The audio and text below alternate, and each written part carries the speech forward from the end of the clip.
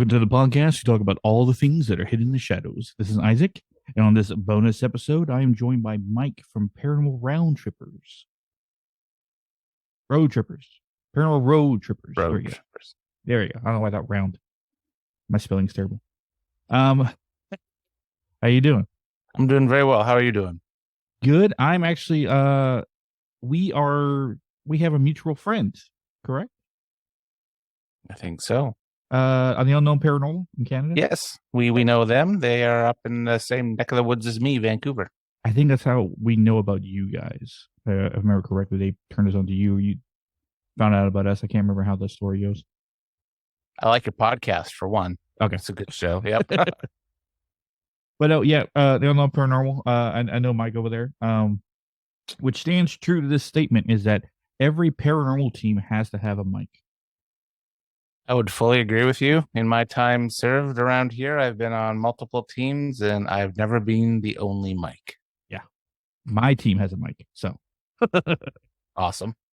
But what is I know Paranormal Road Trippers and stuff like that. You guys get started and you're investigators, but you're also you dive deep in histories, places you go as well. What's I guess the is the history of Paranormal Road Trippers? What got you guys started? I started investigating probably in about 1997, 98. So I've been doing it for a while. Curiosity. So what got me started in it is childhood experiences. Experience I usually tell is I was home alone sick one day back in the old days when you were allowed to be home sick alone. Elementary school, probably grade 5. And I saw a man in like pioneer clothing come up my steps in my living room from like the landing. And he just walked down the hallway and it terrified me. Yeah, that would do it, especially seeing something that clear.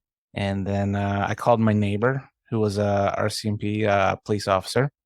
He wasn't home, so his older wife came over. Imagine an old gray-haired lady coming over with a little can of pepper spray, and she cleared my house like a SWAT team, and there was no one there. All the doors were unlocked, windows were locked, everything was locked. And I never saw it again after that.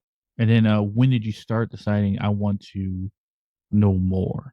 Probably that week or the week after, I went to the elementary school library book and got the campfire ghost stories, or like the back in those days there were books on old school England type ghost stories and more occulty stuff.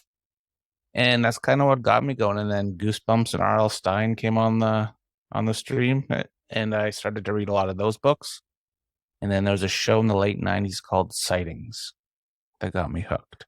And then You say 97, but you don't look any older than me. I am 41. 40. I'm 40. 1982. All right, never mind. I'm only at 35, so it's funny. I thought you were like 34 or close to my age. So No, man, I started so that would have been grade 11 for me. It was when I really started to investigate. So when I got my first audio recorder around then, and my friends were kind of occulty, so they loved the tarot, they loved the Ouija. But I was more into I guess Ouija's communication technically, but I was more into like the audio and video sort of stuff. I actually, funny enough, didn't get into the investigation game until about 2 years ago. But I've always been fascinated with paranormal since I was a kid.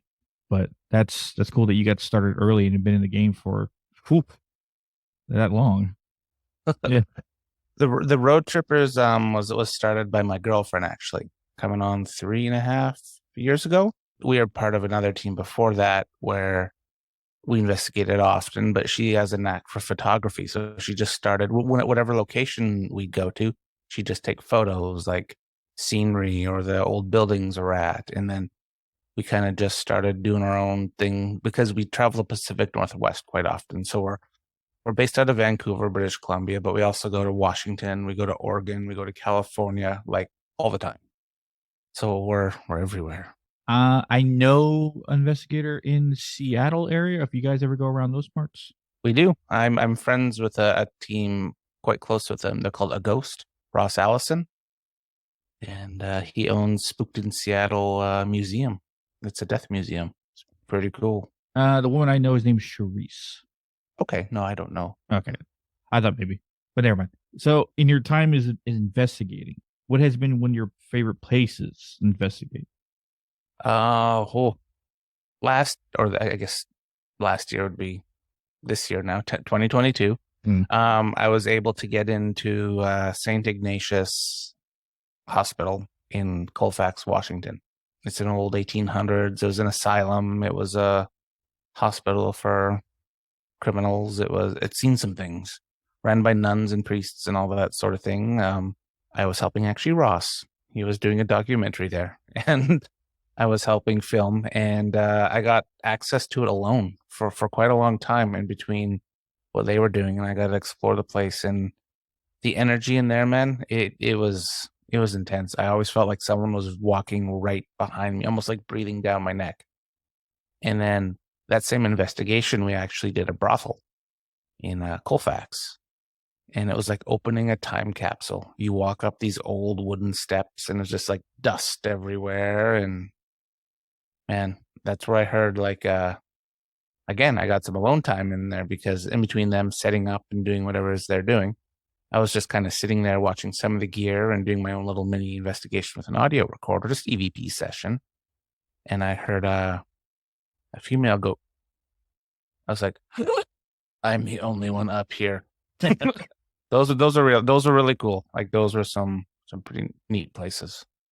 Now, to flip it on its head, what has been one of the most intense investigations you've done? Something you felt was dangerous? That's actually a good question. There's a place in a town called Merritt in British Columbia. So you go through the mountains and you get to this wonderful old town. And there's a house there. It's a historic house. We hit it. We investigate it every year, usually twice a year, and we do fundraisers, and all the proceeds go to the historic society to keep them afloat, give them money to fix, just raise money for them. And in 26, no, this will go 2015. We were there, and with my job, I do enforcement. So sometimes when I do my EVP questions, I may come off a little abrupt. So I got to keep myself in check. Like I need the answer when I'm doing my EVP sessions. And the we use psychics. Like we will call in psychics quite often on our investigations. And we had one with us who's very good. He's also a shaman. He's like, Mike, there's a man behind you. He's getting kind of angry. Not at you, just a situation. And I was like, okay. So then I adjusted my EVP questions to, is there anything we can do to help? And what's going on? Why are you upset? All of a sudden, I felt a hand on my neck and then it squeezed. And there's no one in front of me, technically, right? And it wouldn't let go for a few seconds. And then I just tuck tail and run the heck out of this place and go get sick in the flower bush outside. Mhm. And then when I went back inside, we heard this loud growl. The whole team heard it. It was like a disembodied growl. I fast forward to 2022. Every year we go to this place. We bring often new investigators because we work with other teams. We work with other investigators. One person will always get cranky at me, but they won't understand why and they won't remember why, and then they just snap out of it. Now, you said you felt sick. Do you feel like sick? Are you going to throw up like it was in your stomach? I did get sick after I felt that on my throat. That was it. I was done. Did they ever determine what was there that was so negative? No, Even with the psychics you had there, they didn't. they detected an upset spirit who wasn't from the house, who kind of drifts around the town. And they don't. It kind of lightened up when we started to introduce ourselves in the daytime and say, "Hey, we'll see you later." So it's more of it's something I'm actually working on and I've been documenting since 2015. Every time I go there, I write everything down, and I have audio and video clips, and I'm trying to get a consistency of what is happening and with who. Because with our team, we're very history based. However, we want to know the answers. Our little slogan is history has a voice and we want to listen. So if this guy's trying to get a message to us, we want to tell it. But what makes it kind of it's cool. Maybe you can share some insight on it because I know you guys do some cool stuff on your team. But the last time we were there, this would have been in October of this year. We brought Anthony, our historian, out. He's kind of on our team now too. So it's not just my girlfriend and I. He started. We were upstairs. It's just the two of us because we took a radio team, a radio broadcasting radio station, sorry, through the house, and they did like a live Facebook Live and all that sort of stuff. And then when that all wrapped up, Anthony, he's like, "Can we just go investigate upstairs? Just the two of us." I'm like, "Oh God!" And because upstairs petrifies me, I'm like, "Sure, Anthony, we can, since this is your first time here." And I'm just sitting there with our camera, and he goes, "Don't you love it up here, Mike?" I'm like, "Yeah. Wouldn't you just like to stay forever?" I'm like, "Oh, I'm getting chills even saying the story." I'm like, "No, but I enjoy visiting." He's like, "I think forever would be better. Don't you think, Mike?" And he just kept saying my name like Mike. And I'm like, "What is this? The Shining?" And then he snapped out of it. He's like, "I don't know what just happened." Now, um, before I give you my analyst so far from clues you've given me, I just let you know it is slightly unfair that what my team does because we're all psychics or at least have psychic abilities. So we kind of find things out using what we have in order to figure this out. But before I had the ability that I have now, I had to figure everything out by observing and using some kind of detective work. But what I've perfected in my short time investigating, even before when I was fascinated with the paranormal, is learning to analyze negativity or figure out dark spirit, evil spirits. What is there? What is it? If it's something extremely dangerous, or is it something to be taken care of with this, that, or anything? But for what you describe, the sick feeling, right? The choking, the growling, only at night, and well, not say only at night, but especially at night, and the fact that it could manipulate your friend in order to give a message to you, as if he was being taken over to deliver that message. It's hard not to say a demonic figure of some kind. Mhm. Now, regular human spirits that I've encountered in my time investigating, especially a lot of dark ones, they don't have that level of power strength to do these things. Now, they can still hit you, they can still hurt you, you can still be heard. Some even try and over we call it like ghost tubes and stuff like that, or any kind of what's the word I'm looking for? Ghost box, spirit box. Try to intimidate you by saying, "Oh, I'm a demon," when really they're not. They're just trying to make feel bigger about themselves. But everything you described is the classification of one. A high level one? I don't think so. Maybe it was a wandering one that came to that specific location for the misery that is there that it can feed on. I would say a lower level one, but still has enough strength and juice to mildly oppress or mildly possess your friend for a brief moment, enough to tell him or at least give you a message. So yeah, watch out when you're in there, and especially have you the next time you go back out there, have protection. Yeah, I should Facebook time you or face what's it called? FaceTime you when we're there so you can check it out. Oh, it wouldn't take me long to figure out what's there and take care of it, but that could be safe for a later time. Yeah, for sure. But that's pretty intense. It's funny is that I don't know how many of I just know with our bad luck or our good luck with our team, we come across a lot of dark entities. But how many dark entities you say you've come across in your time as investigator? Like, is it something normal you've met around? I'm just trying to gauge the spectrum you would say, because like with my team, it seems to be all the time. But then again, all of us have our ability, so maybe we attract them higher than other people. But I'm just wondering, like someone like you, having how many times you've encountered dark entities at locations. Dark entities, I don't know. That's my answer. But cranky entities or cranky spirits all the time. So what one practice we do when we go to historic properties is we'll go during the day, we'll meet up with the curator or site owner, and we'll have them introduce us where we're going to be investigate to the spirits that are there. And we find since we've been doing that, it's been less cranky. One story that I don't often tell is the time I saw the thing that looked burnt with yellow eyes.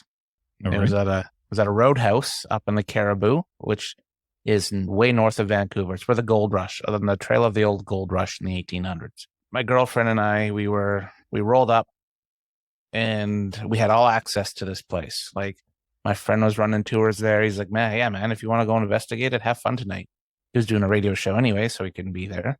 So we're just sitting in the car. We're like, you ready? No, 5 more minutes. So let's just chill. Oh, it's a nice night. Blah blah blah blah blah. An hour and a half later, do you want to go for a drive before we investigate? Sure.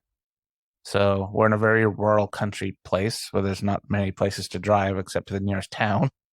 So we drive the half hour, go get a coffee, and come back, and we still sit in the car. We have the sunroof open because it's summertime. But then we hear in this supposedly locked building people yelling at each other. We're like, oh crap, did people break in?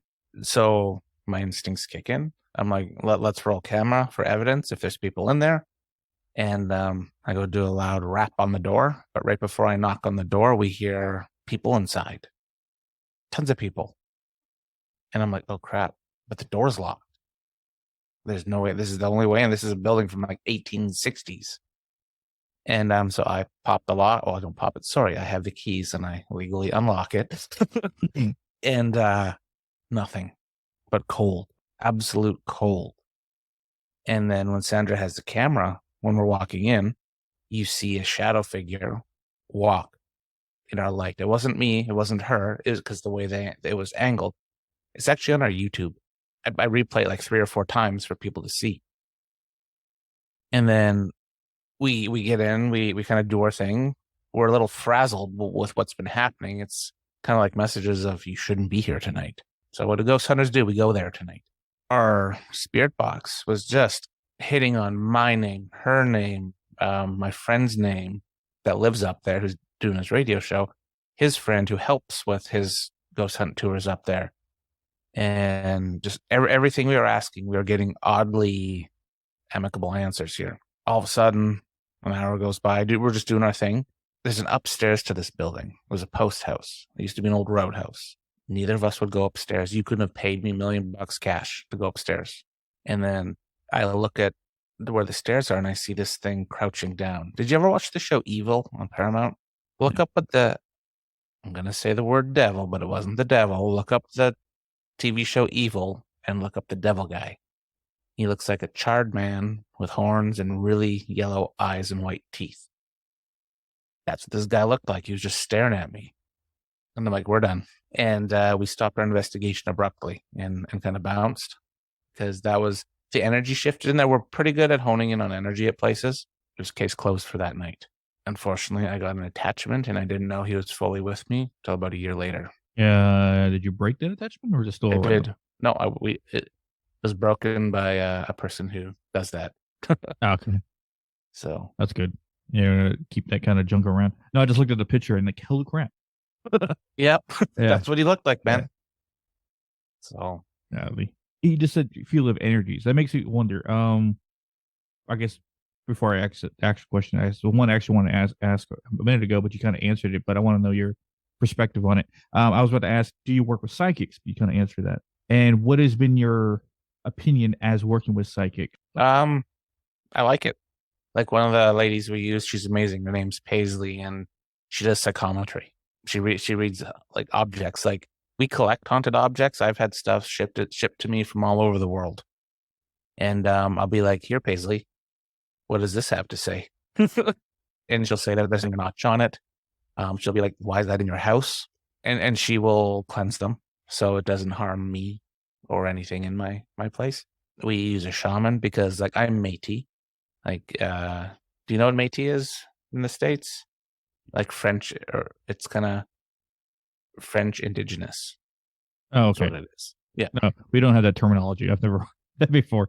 it's a form of First Nations in a sense. So People around here we just basically call indigenous. yeah, it's Yeah. kind of like it's a mixed French and indigenous makes a Métis. Ah. So and then we use one. Yeah, like I said, he's a Métis shaman, and he comes out and he does the saging, and he's very in touch with the Aboriginal side and spirit and all that stuff. And we use another lady named Blair who's very new age, and she's amazing too. Yeah, love it. Yeah. I was gonna say most investigators they have either had good experiences or bad experiences. Like they meet Mhm. up someone who says they're psychic, but really they're not. But just glad you actually had a good experience with them. But you said, and funny enough, I watched that. I guess when it's one of your episodes where you went to that the guy who collects serial killers objects. Like Yep. yeah, like they're all their different items and stuff like that. Like he has Jeffrey Dahmer's glasses, which I was like, Yep. holy crap, how'd you even get that?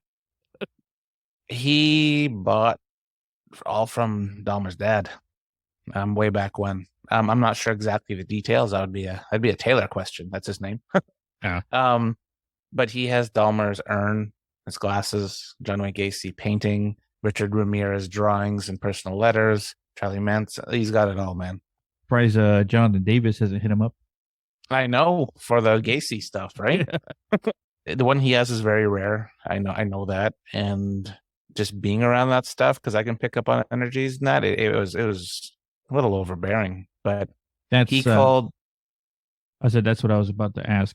You said you pick up on energies. Now, what I've come to learn about people who are not necessarily psychic, when you spend enough time around the paranormal, you come in tune to it. And I've seen it with investigators that I've been on their teams with, is that they've been in the game so long, it's like they're in tune to anything paranormal when it comes to energies and spirits and stuff like that. They're not psychic, or nor do they claim to be, but they still can feel things differently from an average person who just shows up for the first time. Is that seem your case, or do you think you might have some kind of untapped psychic ability? I wouldn't claim to be a psychic, but I'd claim to know things when I get places. I kind of use it as like my little radar. When we go into private like residence or properties, and kind of sniff out where I feel we may get some energy or there's maybe spirits hanging out. Objects as well. I get kind of the heebie-jeebies from things too. And yeah, I wouldn't say I'm a psychic, but I'd say I can feel things. Hmm. Interesting. I want to. Well, I know I'll probably go to Canada one of these days to see Unknown Paranormal Mike up there. But if we're in the area, I'll probably hit you up too, because uh, just to test it. Because what it is, I'll probably explain to this afterwards. But people already know. Listen to Shadow Walker series. My ring and how I classify it now is not technically a haunted object, but I wonder if someone like you, who's in tune to everything, if you put it, I put it in your hand, you would feel something from it. Because so far, everyone that I've let touch it that's not psychic, nothing. But anyone that I met is psychic, they say they can hear things from it without even having to touch it. So I just you're a good test to see I'd do it for sure. someone in tune to everything, see if they actually can pick anything up. But no, that's good.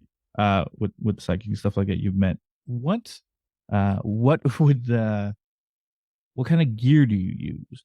Or if you have any? As I would say, most people I assume have gear, but what kind of gear do you have, and what is probably your favorite device to use while investigating? I've spent way too much money on gear for Ah, gear that sucks. We're pretty simplistic now. Give me a good 4K mirrorless camera or Sony Handycam night shot.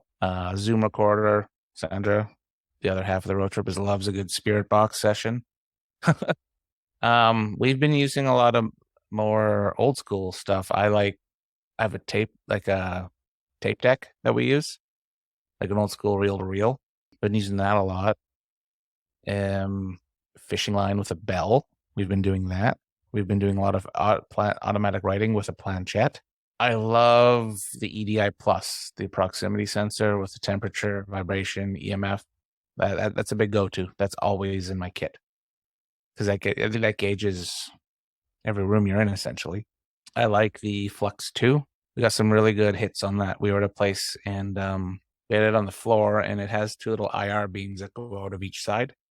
And the only way to break it is if you walk by it.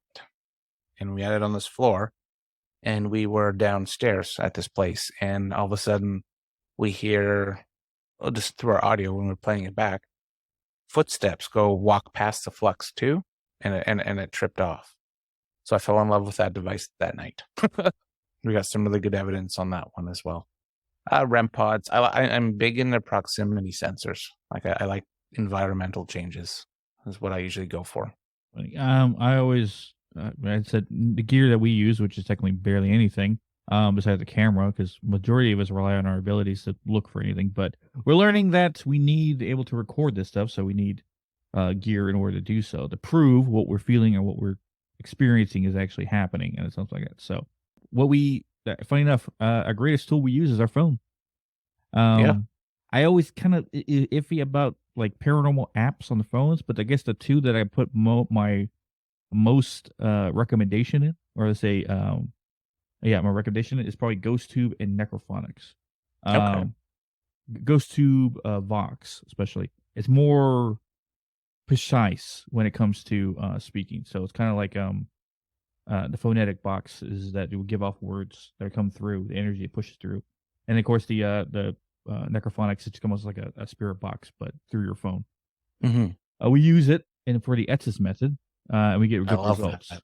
Yeah, We I think I had the best Estes message, or the best Estes method session in September. We were in this old building from the 1850s, and we had Anthony out. This was his first time on one of these type of locations, and we stuck him. Picture an old creepy house from the 1850s, right?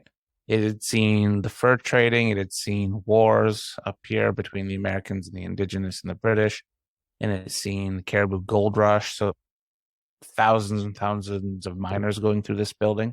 So we stick him alone in the cold room. We're like, "You're on your own, bro. Here's your blindfold, your spirit box, headphones. We're out."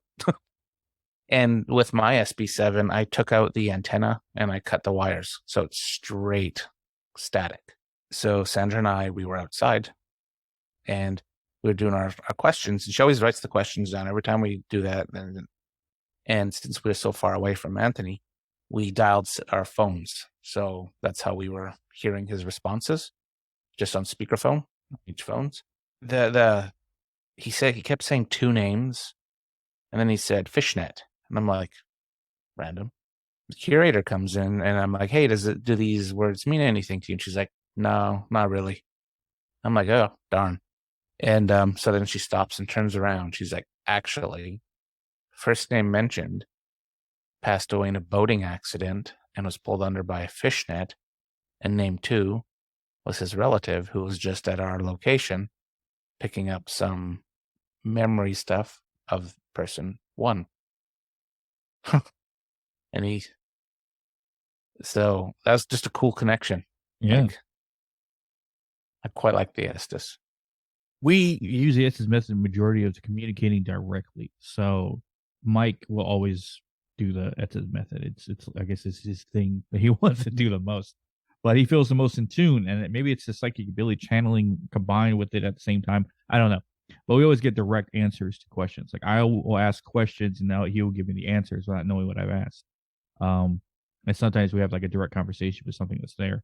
But no, it's I guess it's yeah. I always find it is like the best way to communicate directly. I Yeah. agree. I love it. Uh, is there any other methods that you tried out? Something like new or something specific to your team, or just something you found that extremely other than the SS method that you find that's very beneficial? We've been doing a lot of stuff from the Victorian era. We've absolutely taken a time capsule back in time, and we've been getting a lot of like the automatic writing planchette. It's literally a planchette with a pencil in it, and you blindfold the person. Like it's kind of like sensory deprivation as well. Like you can't see what you're writing, Mm-hmm. and some interesting answers come through with that. Um, Estes, we're big on the Estes method. We love that one. And straight up EVP sessions. We've gotten quite a few EVPs, but we also have body cameras on usually at all times, and we've got a lot of neat responses with that because it's continuous audio rolling. Body cameras? What do you mean? You use GoPros? No, well, like police style body cameras.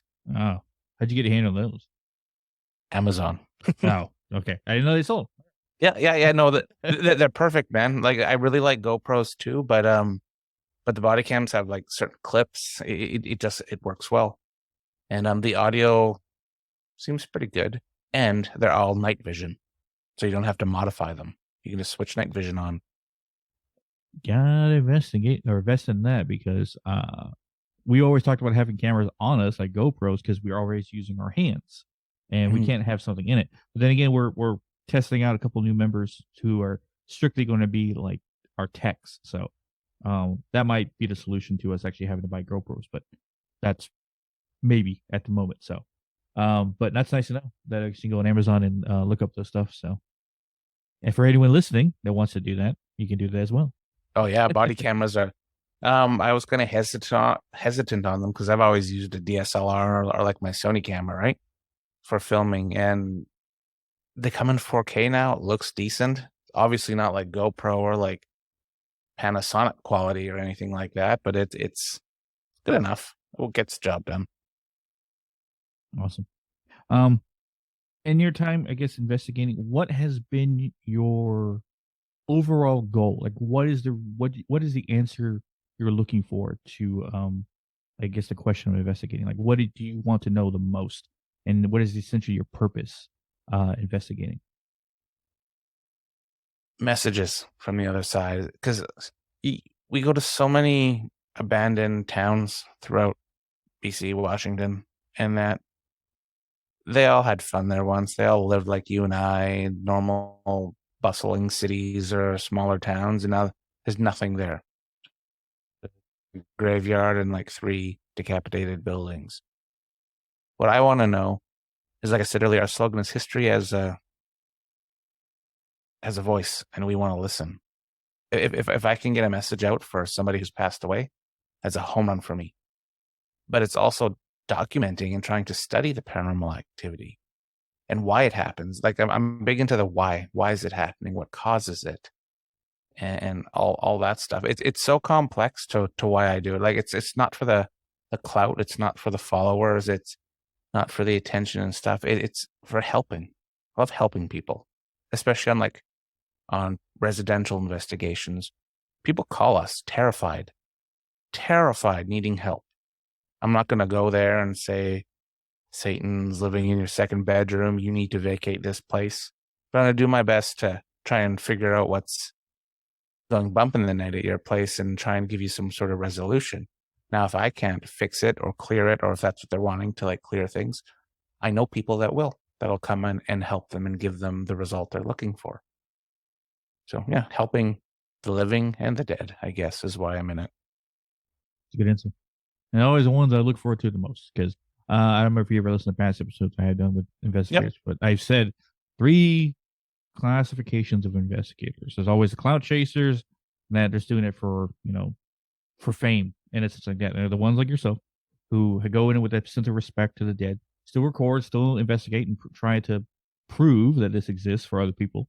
And then, of course, there's my team, but people have already heard enough times me say the speech. So, but no, that's interesting, and it's a good thing to hear because I know with my time as an investigator, it seems to be the main thing. And um, what has been you talked about helping people residentially. How many residential investigations have you seen? More than I can count or think about. Um, quite a few. I personally like residentials because it's kind of like a scratch and win ticket. You don't really know what you're walking into or what the expectations are, right? Yeah. It could be a piping issue or it could be something really nasty that you're dealing with. Piping meaning like hot water, right? Mhm. But before we go on a residential, we check the property records, we check the land history, we check the surrounding area, we check the deaths, we see what's happened around this area, and we kind of go into the place with expectations of what we might see, but minimally, obviously, because we really don't know till we're there. And helping people. I love helping people. I don't want people to be scared of where they live. I want people to have like a good life and not live in fear, especially from that stuff. I always wondered because you've done a lot yourself. In residential investigations, how many times, how often, let's say that, have you come across the reason for the haunting is something malevolent? 25% of the time, 30%. Like there was one we were dealing with and they were heavy into the occult, but they would not admit it. Mm. Like they're sacrificing stuff they're doing. And my questioning of how, because whenever before we go on an investigation, we kind of vet people too. Like we'll ask a ton of questions from mental health to drugs to occult to everything. And We will go to a residential 3 times. We'll go first time for a baseline and kind of like, and we investigate, but more of a preliminary investigation. Second, we'll kind of know what equipment was working, kind of have a little course of action, or if we want to bring in a psychic, we'll bring in the type of psychic we think would be great with that. Then the third time, we usually will present our evidence, give them like a USB or a Google Drive link, and kind of talk to them and give them our opinions on what they should or could do. More often than not, they just want Edna to live with them still. They just don't want Edna to wake them up at night. So, but occult, I find a lot of people dealing with the occult have problems in their house. Yeah, if you play with fire, you're gonna get burned. Absolutely. But no, that was interesting. Because I mean, like I said, are just luck or bad luck. But it's funny enough, we haven't done that many residential investigations. Then again, we only been around for almost 2 years, so it's not like we have a lot of experience so far. But the only time we ever did a resident investigation was dealing with someone who was oppressed. So Oh wow. yeah, so kind of jumped into the fire first gig at someone's own house. So Yeah, that would be terrifying. Like for your like the first residential like that, because it's kind of all right. This is our problem now. yeah, And it's kind of how you choose to deal with it. but I guess that's a better at least thought for people who listen is that it doesn't happen as much as people think it does No. with something with dark into your homes. Because well, majority of the time that we find out from what I've studied and stuff like that when it comes to residential hauntings is that it's because someone has been there before the new homeowners moved in and they change stuff or they move things around and disturb what they equivalent to their own home, and then they start getting pissed off. So they start moving stuff, start scaring people to try to get them out of their house. Um, which is funny enough, funny story that Mike on our team dealt with a investigation when a previous, like 2 previous teams before the current one. And he said it was an old woman that got upset with this young couple that moved in because they tore down her garden that was originally built in. And she caused stuff problems. They figured out the problem. So what they did, compromise, was that the old woman would leave them alone if they had a garden built there. So they did. They built a garden, they tended to it. She would check in every now and then, but most of the time she basically just didn't bother them. That's all she wanted. That's awesome, and Yeah. that's like a happy end. Yeah. She didn't move on though, but I don't think she ever wanted to. And that's what I seem to come find out. When you do investigations to certain locations, um, crossing people over, is that something you've been part of, seen, or I guess heard of? Like you're not heard of, but have you been part of in your investigation? I don't do that. But again, like we know psychics we'll go do that. We'll go help with that sort of stuff. So yeah, I've observed it. I've seen it happen, and it's pretty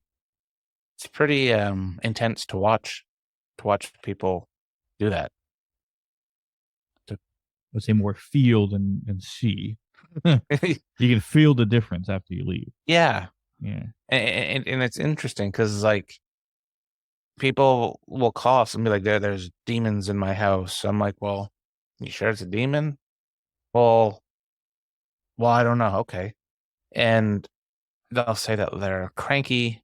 The previous tenant, he was an ass. He didn't like anyone, and he died on the property. I'm like, okay, so he was a crank in life, so he's probably cranky in the afterlife. And we find a lot of spirits are there's there's lots of cranky people in living, so they're probably the same. When they're dead, that's kind of what we've experienced too. Is your word cranky a nice way of saying they were an asshole? Yes, I wasn't sure if we're allowed to swear, so it's skirting around it.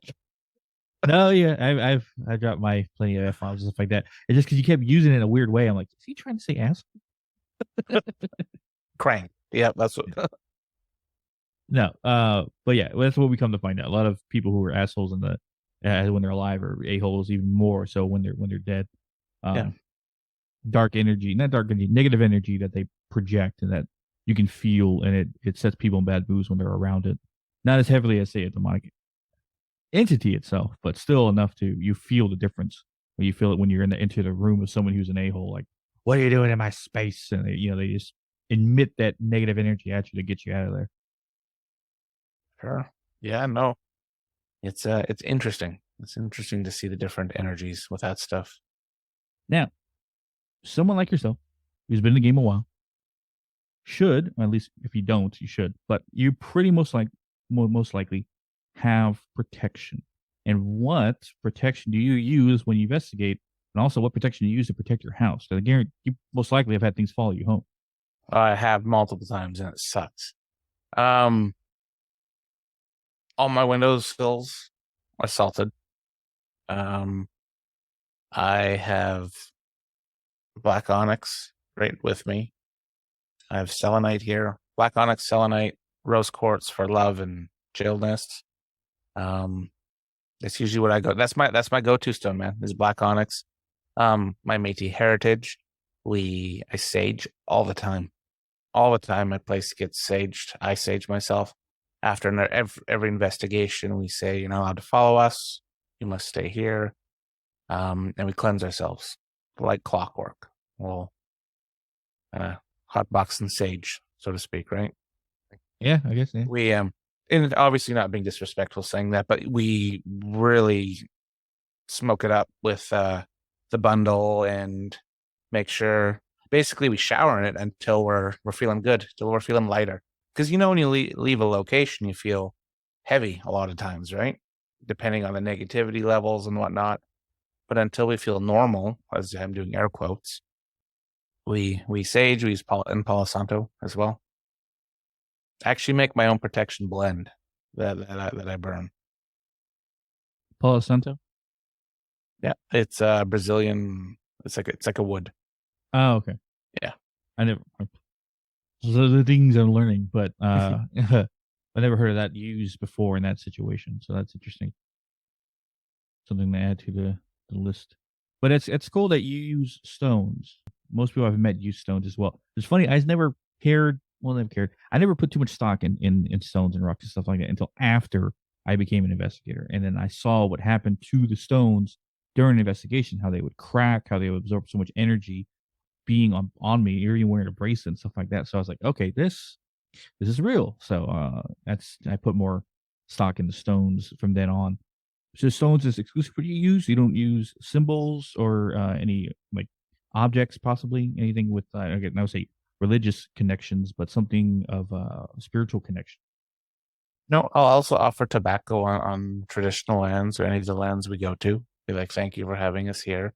Nope. Stones, sage, Palo Santo, salt, respect, and love. I know it's kind of a weird word to use in that, but like I go there all happy. Just want to have a conversation. I'm not in there to be guns ablazing, show yourself, knock 9 times and stuff. You know, I think if you show respect, love, and intent, good intent, I think a lot of times you get it back.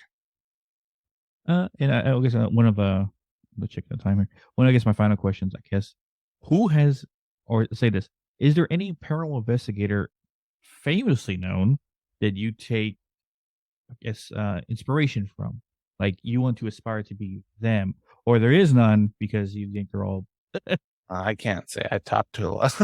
ah, um, that's a loaded question.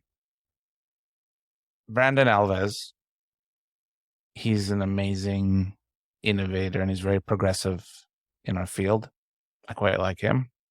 I've had a lot of conversations with him on his techniques and the type of gear and analyzing he does. Ross Allison out of Seattle is a great guy as well. Hans Holzer, if you want to go into back in time again. There's a lot of good guys out there. If you take the TV aspect out of it and you just look at the bare bones and what they're doing a lot of the times, some of it's good. Some of it's good. yeah. Because we all me and my team, we always quote the Warrens for everything they've done, and what especially what Lorraine Warren always said about how people have the police to call when someone committed a crime. They go to the doctor when they're sick. They have no one to call or no one to go to in situations when they're dealing with the paranormal. But that's where we come in.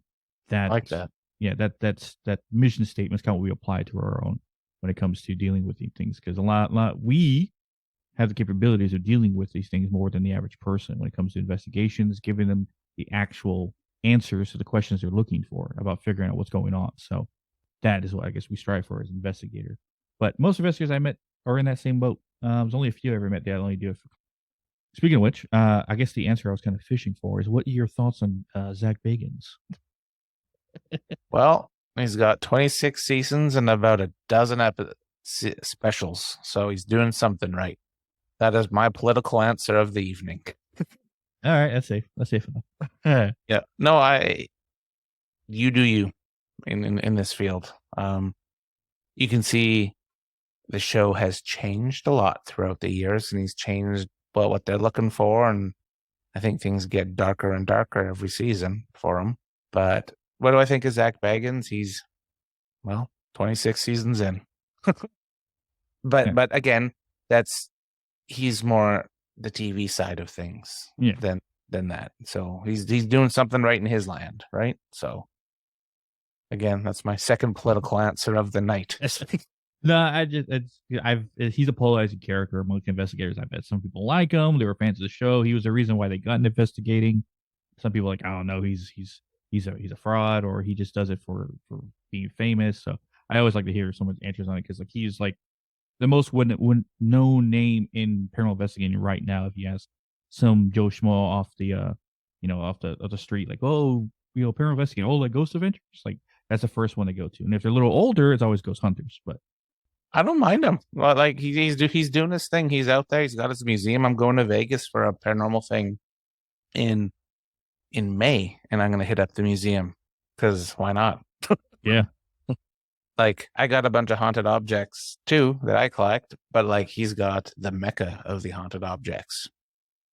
So I've heard that he is bought from the Warrens Museum. Oh wow. That's another place. That's a bucket list place too. But I'd like to apparently no longer exists. The son, he moved everything or he sold things off.